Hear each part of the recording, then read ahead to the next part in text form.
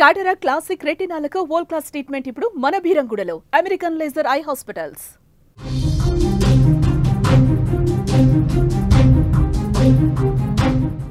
మరో big breaking news చూస్తున్నాం. రోహిత్ శర్మకు బీసీసీఐ బిగ్ షాక్ ఇచ్చినట్లుగా తెలుస్తోంది. వన్డే కెప్టెన్ నుంచి తప్పిస్తూ కూడా నిర్ణయం తీసుకున్నారు. ఆస్ట్రేలియాతో వన్డే సిరీస్ కోసం జట్టును భారత్ ప్రకటించింది. ఇప్పటికే వన్డే కెప్టెన్ గా శుభ్మన్ గిల్ ఉండబోతున్నాడు. అలాగే ప్రస్తుతం టెస్ట్ T20 నుంచి రోహిత్ రిటైర్మెంట్ అయితే ప్రకటించడం జరిగింది. అలాగే టీమిండియా సీనియర్ ప్లేయర్ కెప్టెన్ గా 2024లో T20 వరల్డ్ కప్ 2025లో ఛాంపియన్స్ ట్రోఫీ అందించిన రోహిత్ శర్మకు బీసీసీఐ ఊహించని షాక్ ఇచ్చిందని చెప్పుకోవాలి.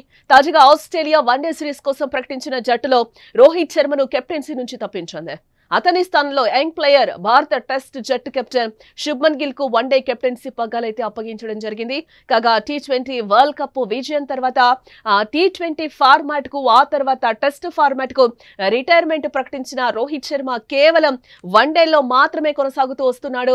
రోహిత్ వన్డే వరల్డ్ కప్ 2027 వరకు ఈ ఫార్మాట్ ఆడాలని అనుకుంటున్నట్లు వార్తలైతే వచ్చాయి. మరి అప్పటి వరకు రోహితే కెప్టెన్ గా ఉంటాడని కూడా అందరూ భావించడం జరిగింది.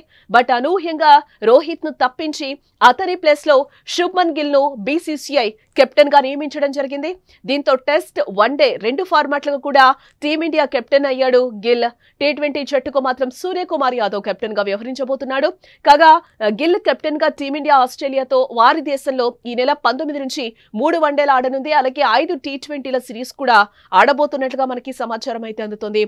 బీసీసీఐ తీసుకున్న ఈ నిర్ణయం పట్ల అభిమానులు కూడా ఒకంత భగ్గుమంటున్నారని చెప్పుకోవచ్చు. ఆ కారణంగా రోహిత్ ను తప్పించారు అంటూ కూడా ఫ్యాన్స్ అయితే మండిపడుతూ ఉన్నారు. అన్యాయం జరిగిందని భావిస్తున్నారు రోహిత్ అభిమానులు పక్క నుంచి.